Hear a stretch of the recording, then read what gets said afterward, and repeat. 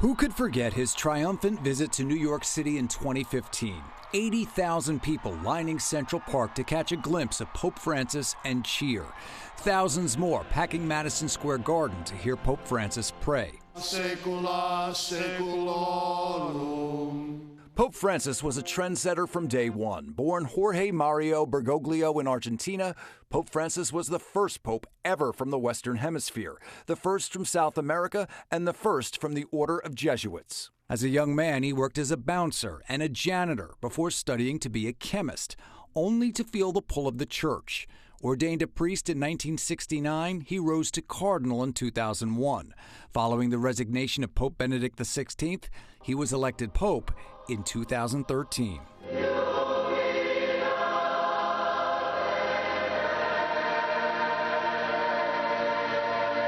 His reputation always preceded him. Known for his humility, Pope Francis preached forgiveness and mercy, focusing on the poor. He was instantly less formal than popes who went before him, making that clear when he chose to reside in a guest house rather than the papal apartments. Pope Francis did maintain the traditional views of the church regarding things like abortion, celibacy for clergy, and the ordination of women. But he made headlines saying the church should be more welcoming to members of the LGBTQ community, even favoring legal recognition of same-sex couples. He was never shy about taking a stand, critical of capitalism and consumerism. He pushed for action on climate change and supported the causes of refugees in Europe and Central America. He was not without controversy, most notably the church sexual abuse scandal. Even some clergy within the church called for his resignation for failing to take action against former Cardinal and Newark Archbishop Theodore McCarrick. Francis did not resign. He apologized to sexual abuse victims, launching investigations.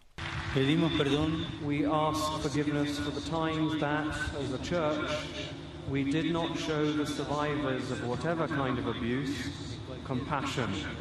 Pope Francis played large on the international stage, one of his biggest accomplishments, helping to restore diplomatic relations between the U.S. and Cuba. He traded barbs with then-presidential candidate Donald Trump in 2016, saying Trump was a person who only thinks about building walls, which is not Christian. Trump fired back at Francis for questioning a person's faith. The two later met at Vatican City, discussing how to combat terrorism, suffering, and radicalization.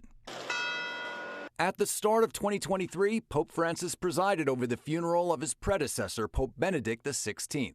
Father, into your hands we commend his spirit. It was a historic event, the first funeral for a Pope Emeritus in modern times, and the first ever funeral for a pontiff who resigned. Francis then made headlines calling laws that criminalize homosexuality unjust.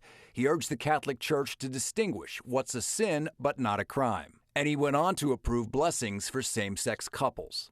Later in 2023, Pope Francis convened the Synod on Synodality, described as the culmination of his papacy.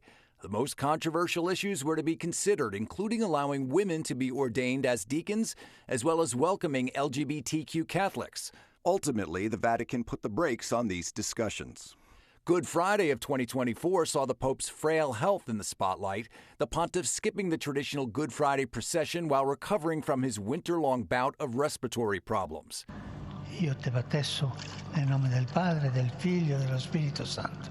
Pope Francis rallied for Easter Sunday celebrations in St. Peter's Square, leading 30,000 Catholics in prayer, Et benedictio Dei omnipotentis, calling for a ceasefire in Gaza and a prisoner swap between Russia and Ukraine. Even with all his efforts on the world stage, Pope Francis made his biggest impression in his simple words and their tone. They gave hope and inspiration to hundreds of millions around the world. Rather than strict doctrine, he preferred to preach more of mercy, tolerance, and love. Above all, he will be remembered for his humility.